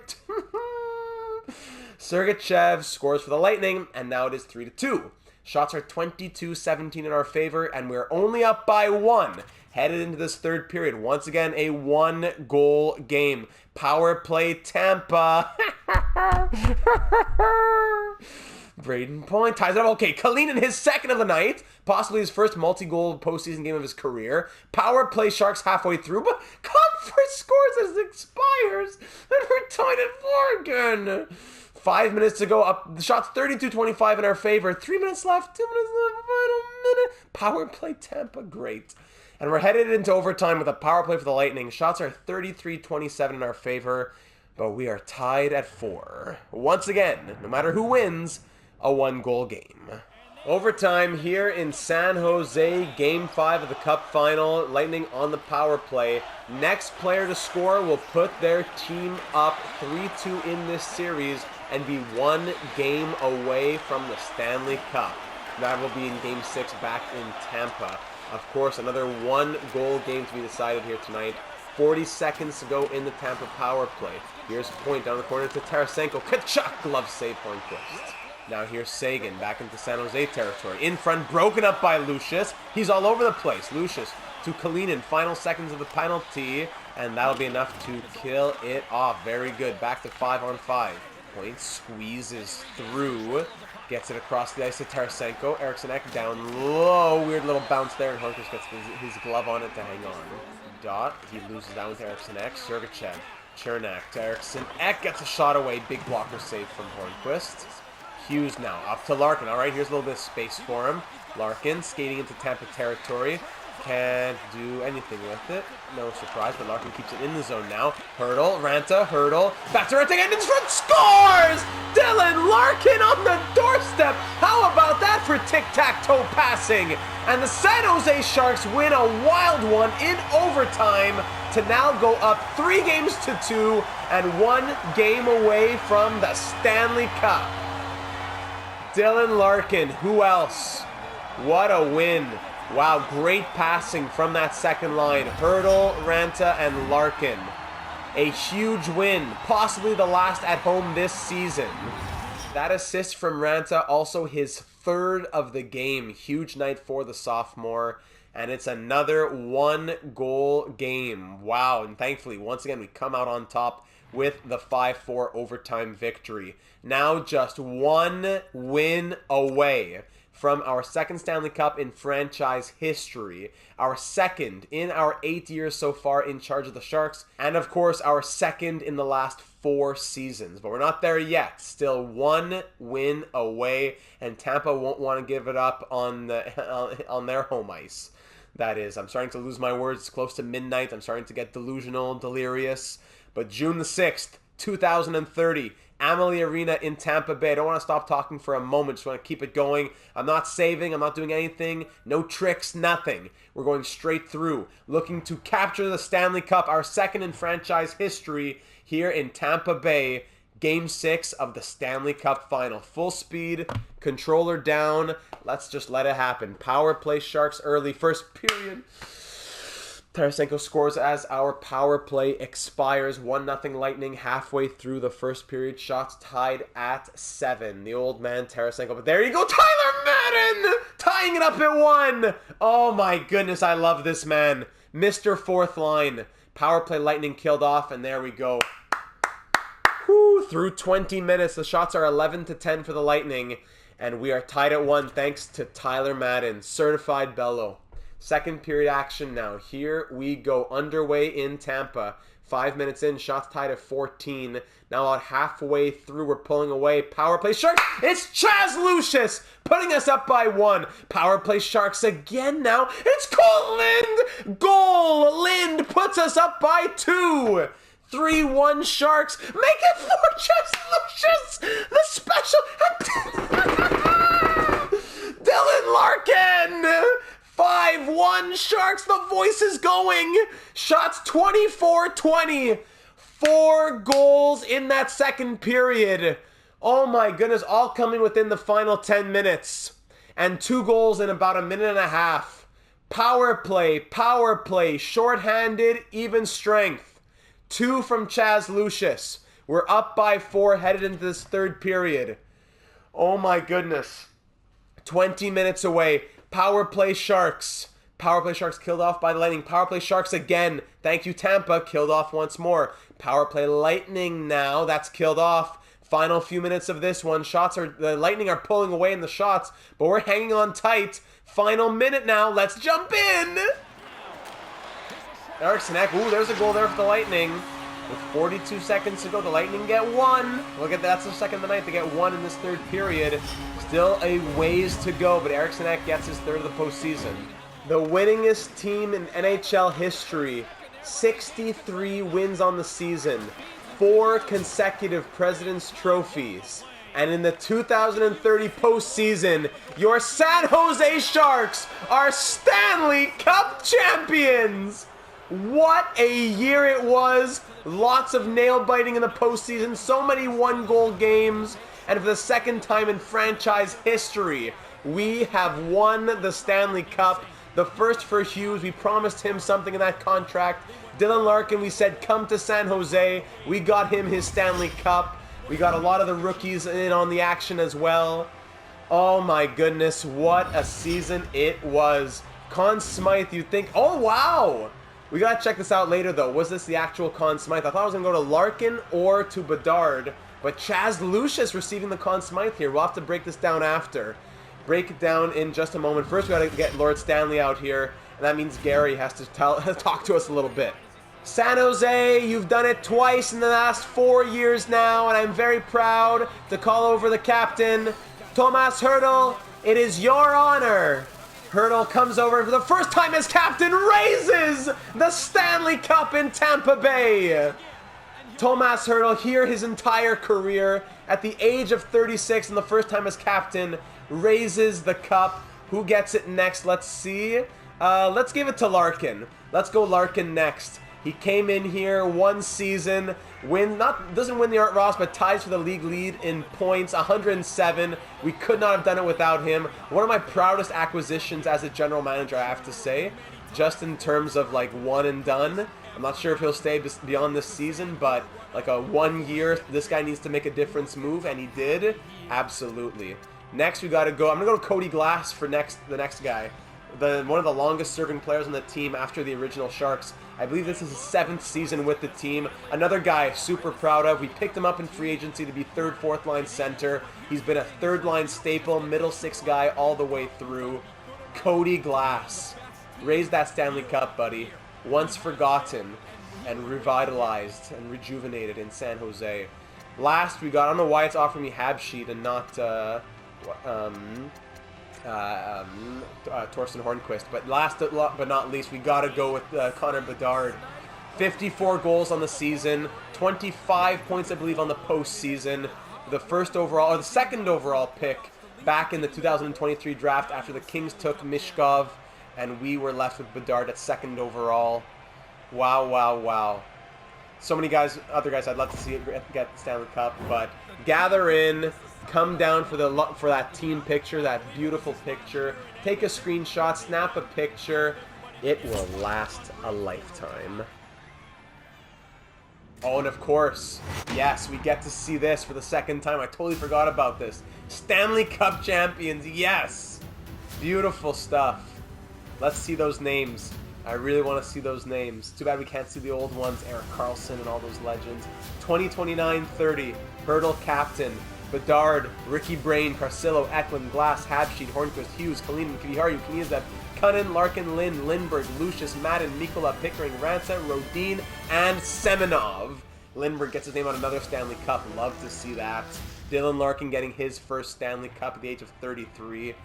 What a story. Shots end 33-29 in the Lightning's favor. Hornquist makes 31 saves, and we take it 5-2. Finally, not by a 1-goal margin. What a road, what a journey. Let's check out the stats after these 23 games. Dylan Larkin led the way in the regular season and led the way in the postseason. 26 points in 23 games. Chaz Lucius, it can't be. 9 goals. He didn't lead our team in goals. He didn't lead our team in assists, points. Didn't lead in game-winning goals. If any, it was only in plus-minus that he led in. It can't be. It must be Larkin or Bedard. I'm going to have to go to the assistant general managers on this one. Who do you say the Conn Smythe goes to? Larkin, Bedard, Lucius, maybe even Hornquist? I'd say it's between those 4, but maybe even those 3, Bedard, Larkin, and Hornquist. I don't think Lucius, I think it's just because of his performance in the final or something like that, but I don't know. I'm not sure why. Maybe someone can explain that down in the comments. But Larkin, Bedard, Lucius, Hurdle, all going point per game plus. Tomas Hurdle, quietly just 23 points in 23 games, 36 years of age. What a legend.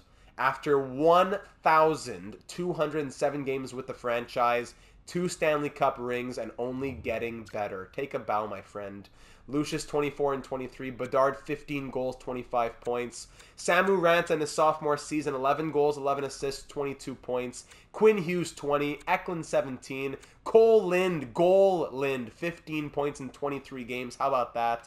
Justin Carcillo 3 goals in that 3-game stretch and never again. But 13 points in 23 games. Amazing. Glass with 9. Mikola 7 goals, 8 points. Kalinin 8 points plus 12. Madden 7 points. Tyler Madden, another Stanley Cup for him.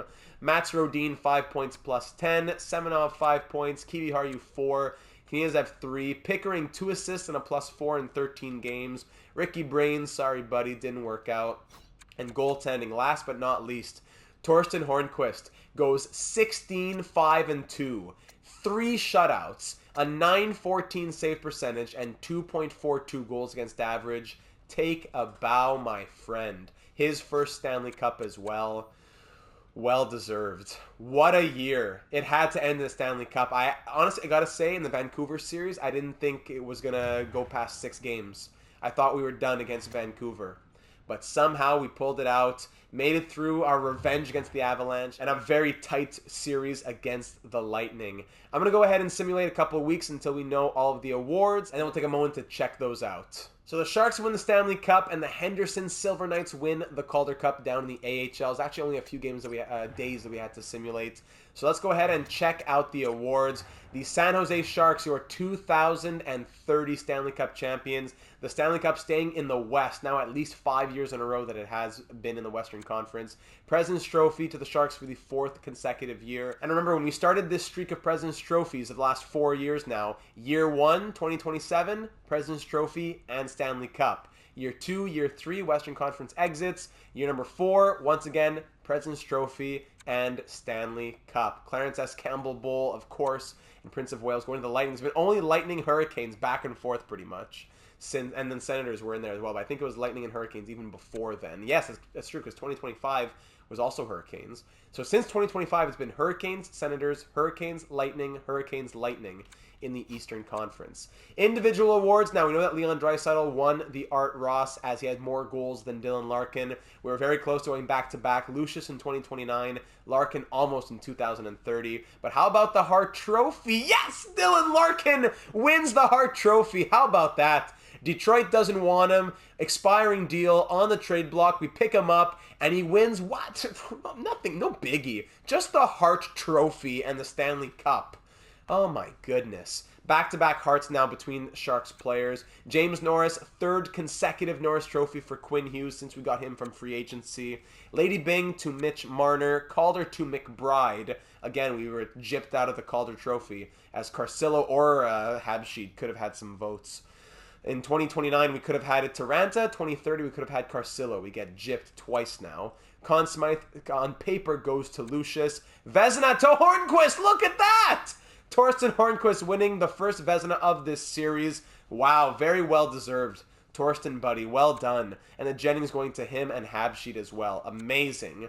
Masterton going to Otavainen. Jack Adams to the coach of the Bruins. Selke, the Ryan O'Reilly Award, going to Elias Lindholm, 2nd consecutive year. Ted Lindsay to Dylan Larkin. Even the player, the NHLPA knows it. And finally, Hopkins winning the Maurice Richard in back-to-back seasons now.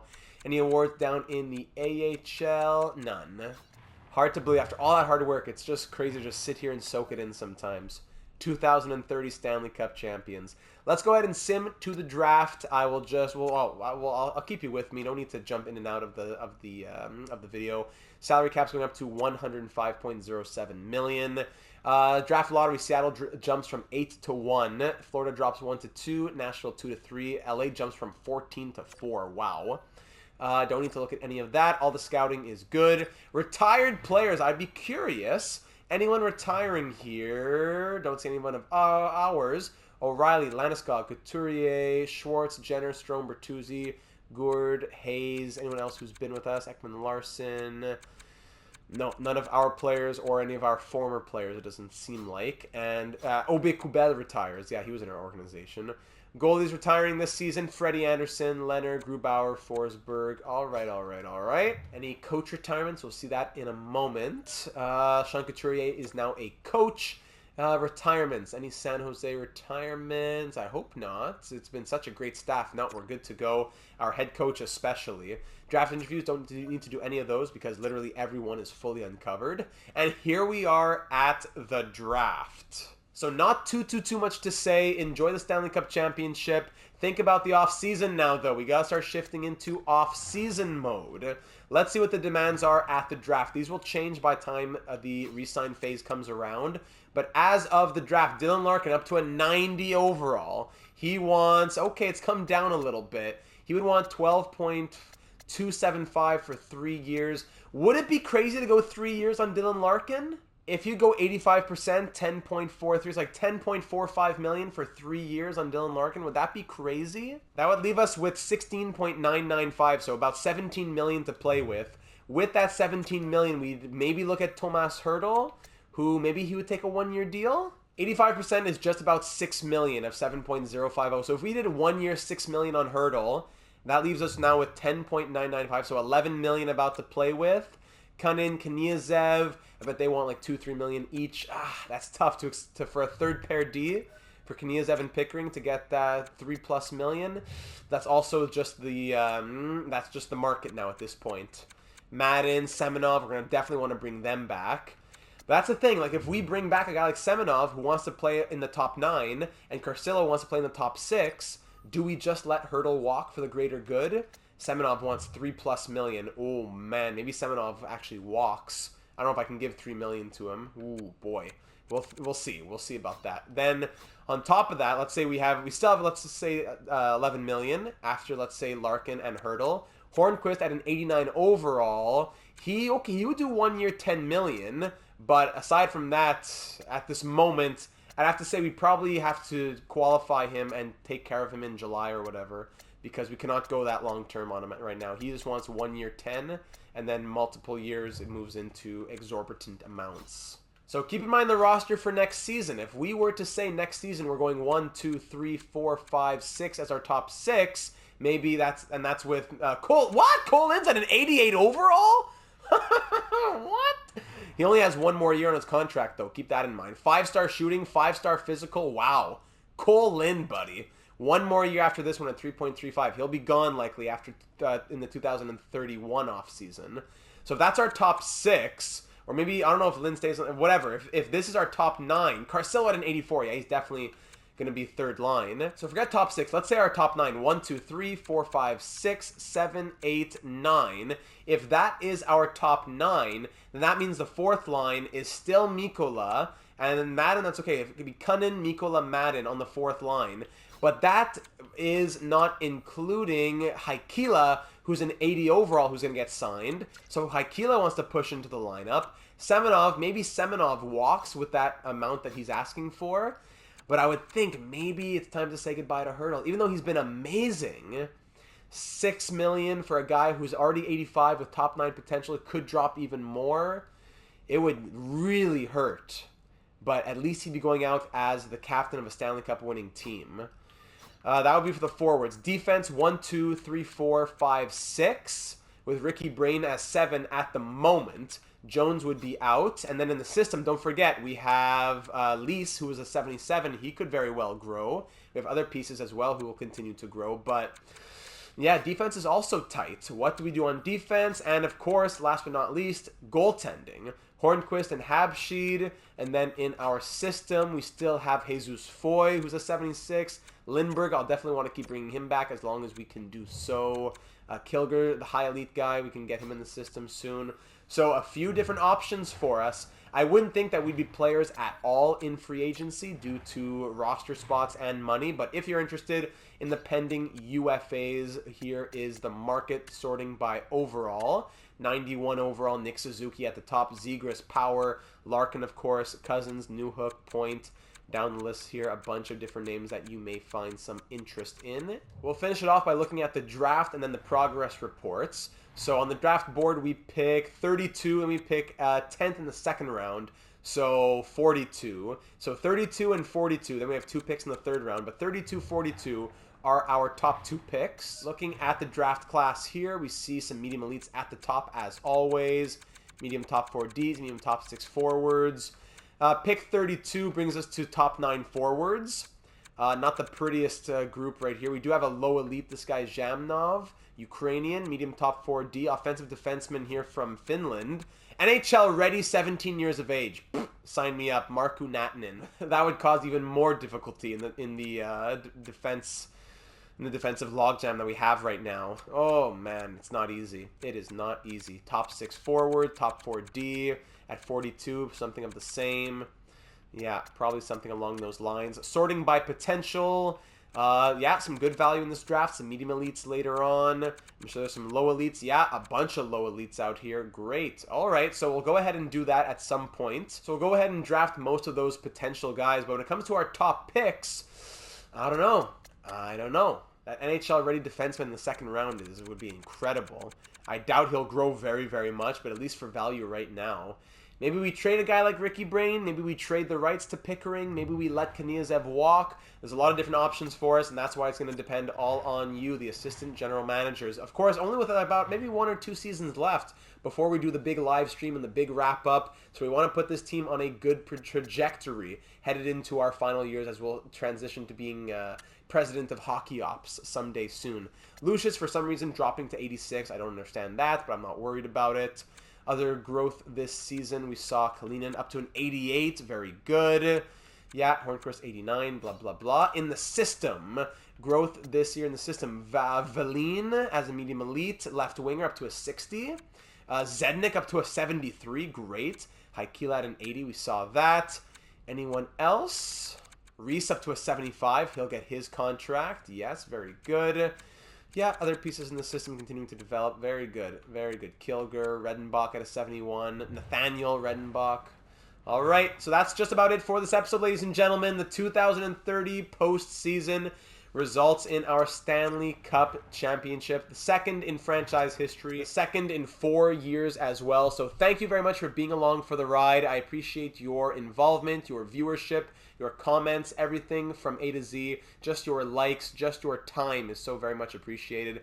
Of course, if you enjoyed this one, be sure to leave a like. And of course, all of your thoughts. Who is your MVP of the postseason? Your Conn Smythe winner? Who were your duds of the postseason? What are your thoughts about the draft, free agency, our roster headed into next year? What are you doing with your day with the cup? So many things to tell me down in the comments here on YouTube or over on the Discord server, link in the description. Be sure to subscribe if you haven't already for more franchise mode here on NHL 23, as well as MLB The Show 23 coming your way very soon, our live stream franchise mode series, which will also be re-uploaded back to the channel in case you can't make it. But thank you so much for taking the time to enjoy. I know what I did. Time for bed. Time to go to bed with the Stanley Cup, a la Sidney Crosby. Thank you again for enjoying. I hope that you did, and I so very much look forward to seeing you again in the next one as we enter the 2030 off season.